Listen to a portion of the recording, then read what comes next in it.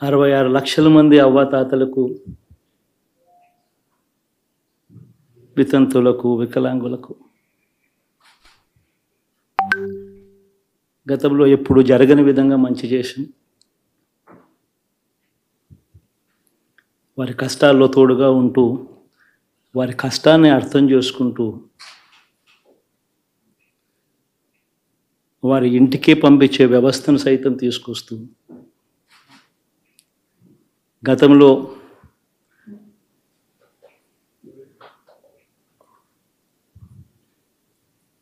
మా ప్రభుత్వం అధికారంలోకి రాకమునుపు ఇస్తా ఉన్న చాలని పెన్షన్ నుంచి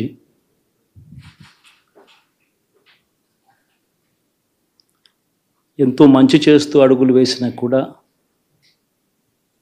ఆ అవ్వాతాతలు చూపిన ఆప్యాయత ఏమైందో కూడా తెలియడం లేదు. దాదాపుగా 1,05,00,000 మందికి, పొదుపు సంఘాల అక్క చెల్లెమ్మలకు మంచి జరిగిస్తూ వారి కష్టాలనే మా కష్టాలుగా భావిస్తూ ఇచ్చిన ఏ మాట తప్పకుండా అన్ని రకాలుగా వాళ్ళకు అండగా ఉంటూ ఆసరాతో తోడుగా ఉన్నాం. 0 వడ్డీతో సైతం అండగా ఉన్నాం. చేయూత సైతం తోడుగా ఉంటూ నిలిచాం. మరి ఆ 1,05,00,000 మంది అక్క చెల్లెమ్మల ప్రేమాభిమానాలు ఏమయ్యాయో తెలియవు. 26 లక్షల మంది చేయూతను అందుకుంటున్న అక్క చెల్లెమ్మలు వారి ఆప్యాయత ఏమైందో తెలియదు.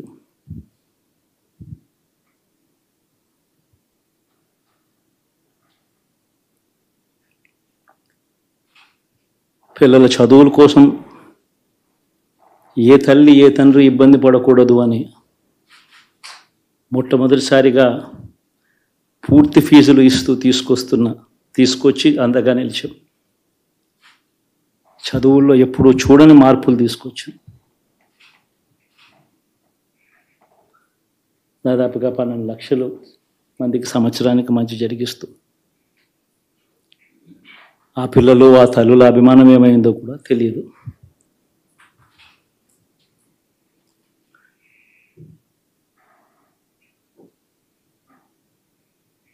దాదాపుగా 54 లక్షల మంది రైతన్నలకు గతంలో ఎప్పుడూ చూడని విధంగా, జరగని విధంగా పెట్టుబడికి సహాయంగా అందించే కార్యక్రమం మొట్టమొదటిగా జరిగింది మన ప్రభుత్వం వచ్చాకే.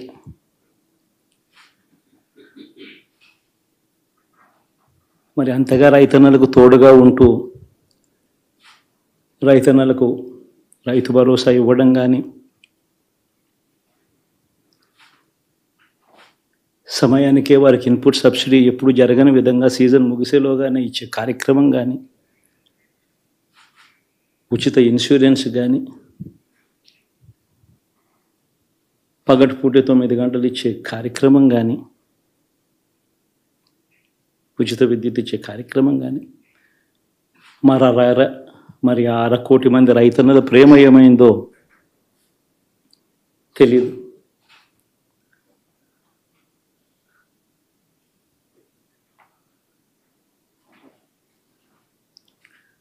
మరి ఇన్ని కోట్ల మందికి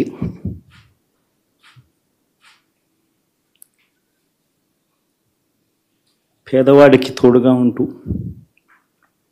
ఆటో డ్రైవర్లు నడుపుకుంటా ఉన్నవాళ్ళు ఆటోలు దోలుకుంటూ, టాక్సీలు దోలుకుంటూ ఇబ్బంది పడకూడదని వారికి అండగా ఉంటూ వాహన మిత్ర, నేతన్నలకు అండగా ఉంటూ నేతన్న నేస్తం, మత్స్యకారులకు తోడుగా ఉంటూ మత్స్యకార భరోసా, ఫుట్పాత్ మీద చిన్న చిన్న ఇడ్లీ షాపులు పెట్టుకొని నడుపుకుంటూ, చిన్న చిన్న బంకులు పెట్టుకొని నడుపుకుంటూ, చిన్న చిన్న వ్యాపారాలు చేసుకుంటా ఉన్న వీళ్లకు నా అక్క చెల్లెమ్మలకు నా అన్నదమ్మలకు మంచి జరగాలని ఆరాటపడుతూ వాళ్ళకు ఒక తోడు, నా రజకులకు, నా నాయి బ్రాహ్మణులకు, నా టైలర్లకు అని అండగా ఉంటూ వారికి ఒక చేదోడు. మరి ఇన్ని లక్షల మందికి ఇంత మంచి చేసి ఇన్ని కోట్ల మందికి, లక్షలు కూడా కాదు, కోట్ల మందికి మంచి జరిగించి ఎప్పుడు జరగని విధంగా మేనిఫెస్టో అంటే ఒక చెత్తబుట్టలో పడేసే డాక్యుమెంట్ కాదు. ఒక మేనిఫెస్టో అంటే ఒక బైబిల్ అని, ఒక ఖురాన్ అని, ఒక భగవద్గీత అని మొట్టమొదటి రోజు నుంచి కూడా భావిస్తూ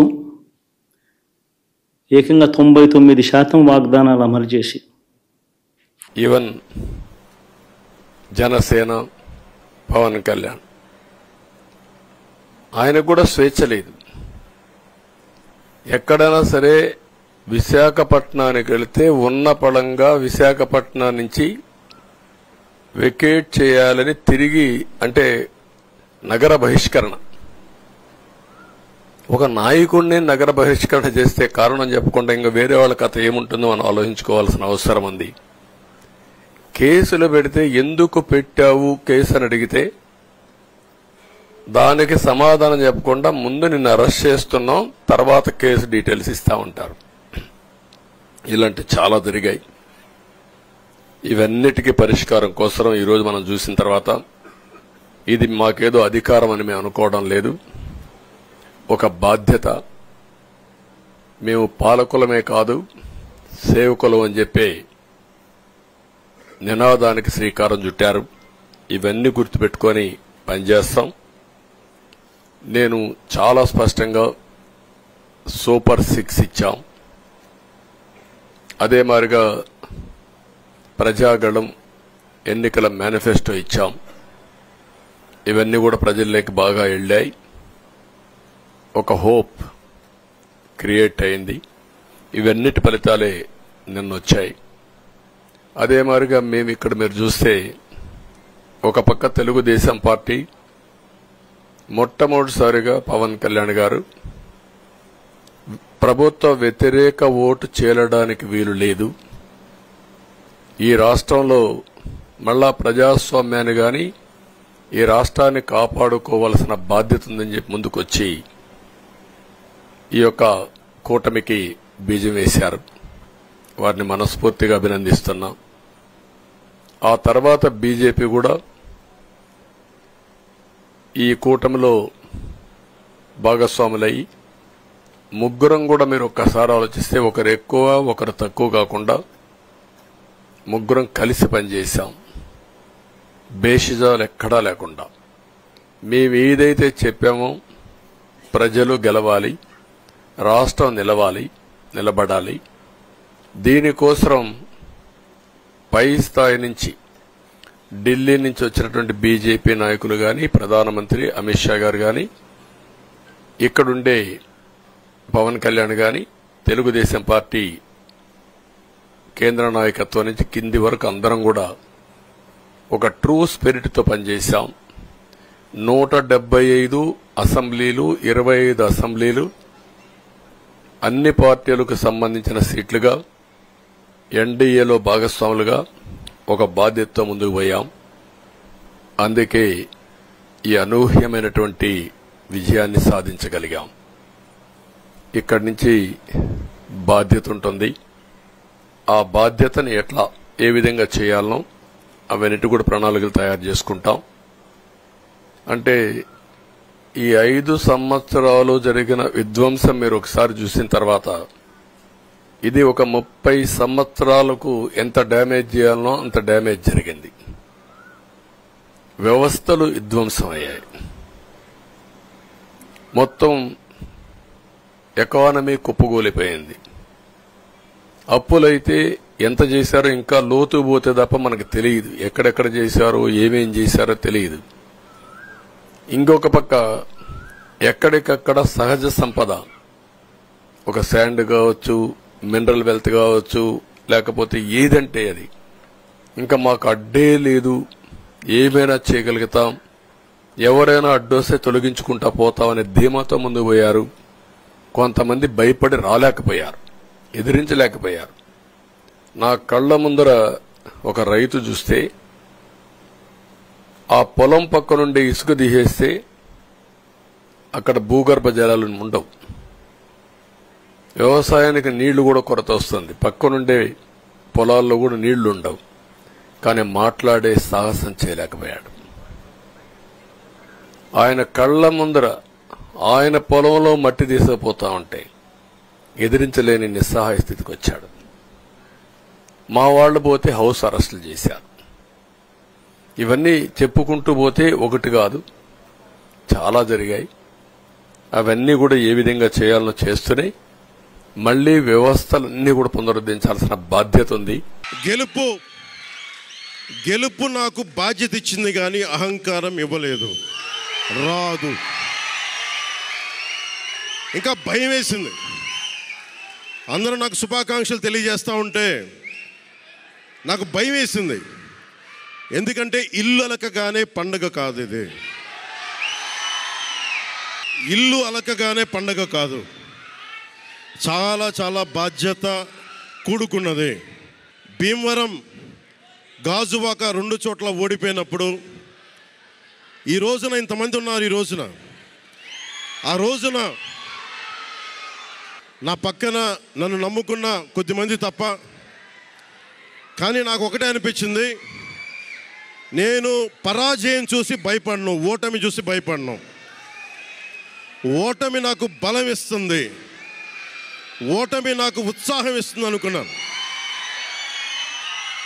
దేనికి అంటే నేను ఒకటే నమ్మాను. చిన్నప్పుడు తిరుపతిలో యోగా నేర్చుకుంటున్నప్పుడు ఒకటే నమ్మాను, ధర్మో రక్షితి రక్షిత అని. నువ్వు ధర్మాన్ని నమ్మితే ధర్మం రక్షిస్తుంది అని. ఎప్పుడో ఒక 30 సంవత్సరాలు ఇంకా ముందే 18-19 ఏళ్ళప్పుడు చదివితే ఈ రోజున ధర్మం కోసం నిలబడ్డాం. ధర్మం కోసం నిలబడితే ధర్మం ఈరోజు మనంటే నిలబడింది. అందుకని మనస్ఫూర్తిగా ఏ శక్తి అయితే కనిపించని ఆ పరాశక్తి, కనిపించని ఆ దేవుళ్ళందరికీ కూడా ఈరోజు నేను కృతజ్ఞతలు తెలియజేసుకుంటాను. మనస్ఫూర్తిగా మీ అందరికీ, పిఠాపురం ప్రజలందరికీ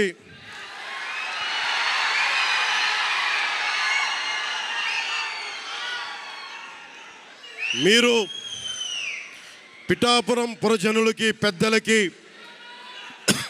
ఆడపడుచులకి, అక్క చెల్లెలకి, యువతులకి, కథం తొక్కిన యువతకి, కథం తొక్కిన జన సైనికులకి, జనసేన నాయకులకి, తెలుగుదేశం నాయకులకి, తెలుగుదేశం శ్రేణులకి, తెలుగుదేశం నాయకులు వర్మ గారికి,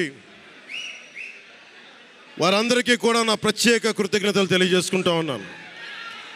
మీరు పిఠాపురంలో పవన్ కళ్యాణ్ గెలిపించలేదు, కేవలం పిఠాపురం ప్రజలు పవన్ కళ్యాణ్ ఒక్కడిని గెలిపించలేదు, 5 కోట్ల మంది ప్రజల్ని గెలిపించారు మీరు.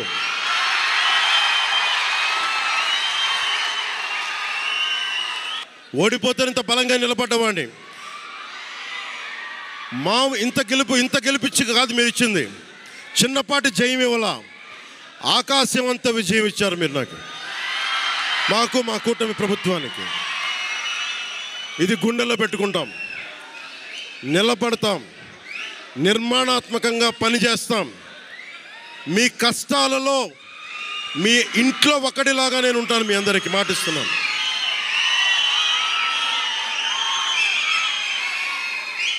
మీ ఇంట్లో ఒక్కడిగా, ఒకటే గుర్తుపెట్టుకోండి, మా ఇంట్లో మా కుటుంబ సభ్యుడు.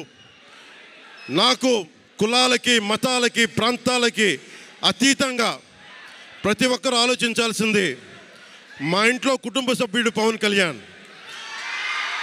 మా వాడు అసెంబ్లీలో అడుగు పెడుతున్నాడు, మా కష్టాల కోసం మాట్లాడతాడు, మా కష్టాల కోసం నిలబడతాడు. అది చేసి చూపిస్తాను. ప్రభుత్వం ఎలా ఉండాలి, అధికార యంత్రాంగం ఎలా ఉండాలి రాబోయే రోజుల్లో మీకు అందరికీ చేసి చూపిస్తాం. మళ్ళీ ఒక 10 నిమిషాల తర్వాత మళ్ళీ వచ్చి మాట్లాడతాను. చంద్రబాబు గారు వచ్చారు, వారిని కలిసి మళ్ళీ వచ్చి మేము ఇద్దరం మాట్లాడతాం.